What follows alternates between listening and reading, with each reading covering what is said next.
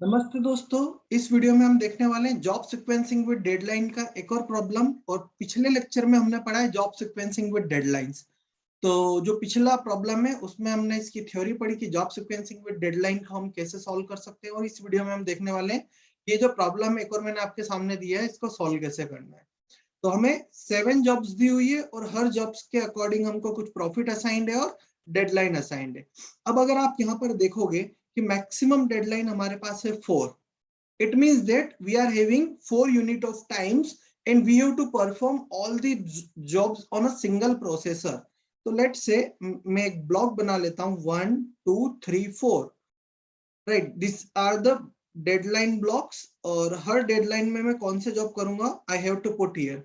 तो जो कि आपको एल्गोरिथम ऑलरेडी पता है कि हम सबसे पहले वो जॉब करेंगे जिसका डेडलाइन सबसे ज्यादा है और लास्ट ब्लॉक में करेंगे। तो लास्ट ब्लॉक जो कि ब्लॉक नंबर 4 है, यहाँ पर मैं सिर्फ या तो J2 कर सकता हूँ या फिर J3 को कर सकता हूँ, बिकॉज इनके ही डेडलाइन 4 है, इनको मैं आगे किसी भी हालत में नहीं कर सकता।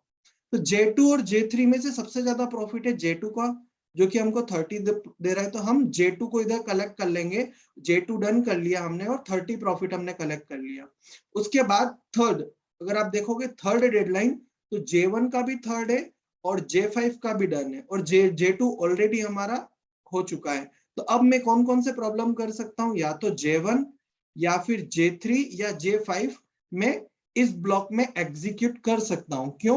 अगर डेडलाइन 4 है इसका मतलब 4 3 2 1 मतलब लास्ट 4 है, 4 से ज्यादा मैं नहीं कर सकता उसको, 4 यूनिट ऑफ टाइम में करना है। तो J1 को एग्जीक्यूट कर सकता हूं मैं इधर, या फिर J3 को या J5। Out of J1 J3 and J5 J1 is giving me highest profit of 35। तो मैं J1 को यहाँ पर एग्जीक्यूट कर लेता हूँ और 35 मेरा जो है वो प्रॉफिट इधर आ गया है। तो I have executed J1 as well.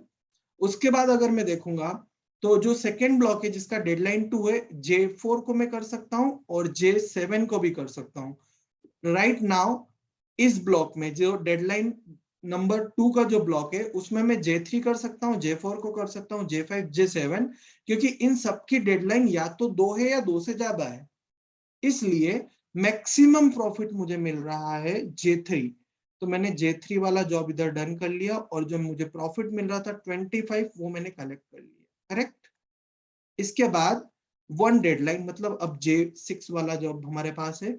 अब ये वाला जो वन डेडलाइन वाला जॉब है इसमें आप देखोगे मैं J4 भी परफॉर्म कर सकता हूँ, J5 J6 या J7, क्योंकि इन सबका डेडलाइन या तो 1 है या 1 से ज्यादा है। इसका मतलब या तो 1 यूनिट ऑफ टाइम में पहले कर लो या उसके बाद भी कर सकते, बाद में या तो हम J5 कर सकते हैं, J4 कर सकते हैं, J7 कर सकते हैं, क्योंकि इनका डेडलाइन 1 से ज्यादा है। तो अब 1 वाले में 4 जॉब्स मेरे पास है, कौन सी चॉइस रहेगी जो सबसे ज्यादा प्रॉफिट दे रहा है? सबसे ज्यादा प्रॉफिट दे रहा है जॉब नंबर 4। तो मैंने जॉब नंबर 4 यहाँ पर ले लिया और मुझे जो प्रॉफिट था वो मिला 20। तो अगर मैं इनका एडिशन करता हूं तो 30 plus 20 50 plus 50 100 plus 10 that is 110। It is the total profit that I will get while doing these jobs using job sequencing with deadlines. Now अगर हम टाइम कॉम्प्लेक्सिटी की बात करें तो हम n एलिमेंट्स के लिए जॉब्स कर रहे हैं और हर बार हम ये चेक करते हैं 1 से लेके n तक कि सबसे ज्यादा प्रॉफिट डेडलाइन के अकॉर्डिंग किसका है। 1 plus 2 up to n time तक हम ये करते हैं कि सबसे ज्यादा प्रॉफिट कौन सा जॉब दे रहा है। हर बार हम लीनियर सर्च कर रहे हैं, तो order of n square time लगेगा। लेकिन हाँ, अगर इसी प्रॉब्लम को मैं प्रायोरिटी क्यू से अगर मैं एग्जीक्यूट करता हूं तो मेरी टाइम कॉम्प्लेक्सिटी हो जाएगी order of n log n, जहां पर n is the number of jobs. और अगर मैं स्पेस कॉम्प्लेक्सिटी की बात करूं तो मेरी स्पेस कॉम्प्लेक्सिटी हो जाएगी order of n, where n is nothing but number of jobs that we are assigned in this blocks, right. तो इसके लिए जो टाइम कॉम्प्लेक्सिटी लगेगी ऑर्डर ऑफ n।